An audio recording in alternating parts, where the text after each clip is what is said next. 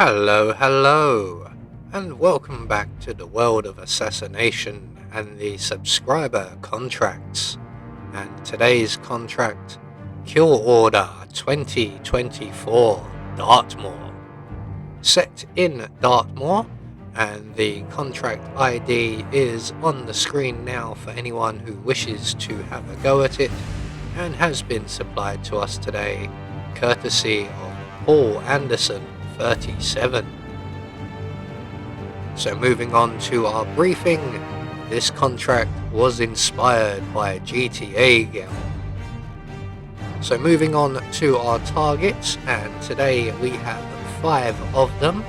3 must be eliminated as the mansion staff, 1 via burial dagger, 1 via consumed poison, and 1 via screwdriver, and 2 must be eliminated whilst disguised as the bodyguard, both via a kitchen knife. And we also have only 1 exit available to us. No bodies can be found excluding accidents and poisons. We can only get headshots. We cannot pacify anybody. Anyone we shoot must be an NPC, and we cannot be recorded, and we must only eliminate our targets as our objectives. So for today's challenge, we'll be starting as the mansion staff. We're going to have the Devil's Cane stored up in the hallway, and we'll be bringing with us our ever trusty lockpick, our silenced pistol, and a burial dagger. So right from the start and off the bat, if we make our way across the library, we'll encounter our first 2 targets right here.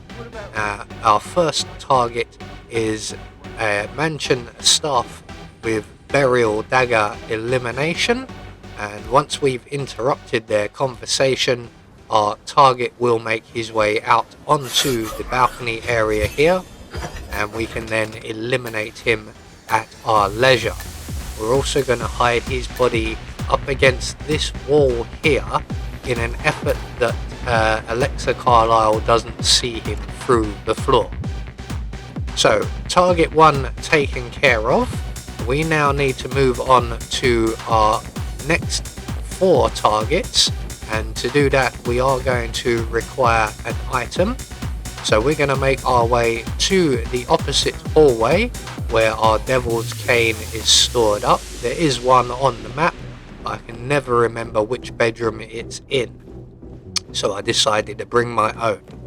So we're going to, once we have the cane, make our way down to the far end of the corridor, open the secret passage into the body with the room with the body in it, and in here on the drinks counter we will find probably the only kitchen knife on the map.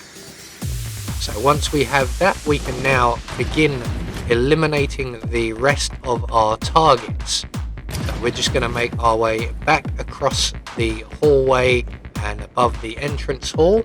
There is our next target, who is a kitchen knife elimination. So we're going to take our cane and we're just going to throw that on the floor by the sofa there as our target was walking past. He's going to investigate the noise after, of course, radioing in to the security office that he's heard something suspicious. So once he's in position, all we have to do is position ourselves behind him, and we can eliminate him with the kitchen knife and deposit him in the crate provided. So our next target is absolutely blind as a bat, as she could have quite easily witnessed that entire thing. We can just walk up to her and eliminate her with the kitchen knife, but we're going to lure her away from any prying eyes that may possibly come this way. It's highly unlikely, but the game is getting somewhat unpredictable, especially with broken NPCs. So we're just going to use the gramophone to lure her in to this area, and then we'll drag her into the bathroom, and we can then hide her body in the closet provided, as a sliced throat will not count as an accident. So that just leaves us our final 2 targets, and we're going to quickly go and redon our mansion staff outfit, as that is the required outfit for the final 2 eliminations. Now our final 2 targets are both located out in the rear garden, and before we head out there, on our way there shall we say, we are going to make a quick stop at Mr. Fernsby's office and retrieve ourselves a vial of lethal poison. So we're just going to lockpick our way into the room and grab the poison on the windowsill, and then start heading towards the rear of the building once again. But once again we will stop briefly to grab the 2 coins from the side table here and the screwdriver from the shelf in the storeroom. We now have everything we need, so all that's left for us to do is to make our way out into the rear garden area.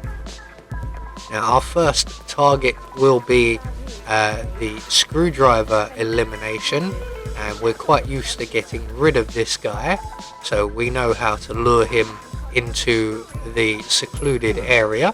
We're going to take one of our coins and we're just going to throw that on the floor there by the crate. We're then going to select our screwdriver, and we're just going to wait for our target to come along and investigate, and when he gets to the coin we can then jab him in the shoulder with our screwdriver, fixing any loose screws he may have. We can then deposit him directly into the crate provided, and we can move on to our final target, who is the consumed poison. And because of the outfit we're wearing, we don't have to do any sneaking around. There is our target. So we're just going to walk up to the bottle on the railing here, add our lethal poison to it, and while our target is otherwise engaged, we are going to lockpick our way into the greenhouse and grab the boat keys for a nice, comfortable and easy exit. So all we have to do is wait for our target to go through his routine. At some point he will then stop for a glass of water, and he will immediately regret it. So with our final target now taken care of, all that's left for us to do is to make our way out onto the moors and to our awaiting speedboat. So there we go, one more subscriber contract taken care of. I do enjoy coming back to Dartmoor, it is quite a fun map. We have confirmation all of our targets have been eliminated according to plan, and we have managed to meet all of our objectives. Today there were quite a few, but none of them proved to be exceptionally difficult. So we get our Silent Assassin rating. I have been Anubis, and I will see you all in the next video.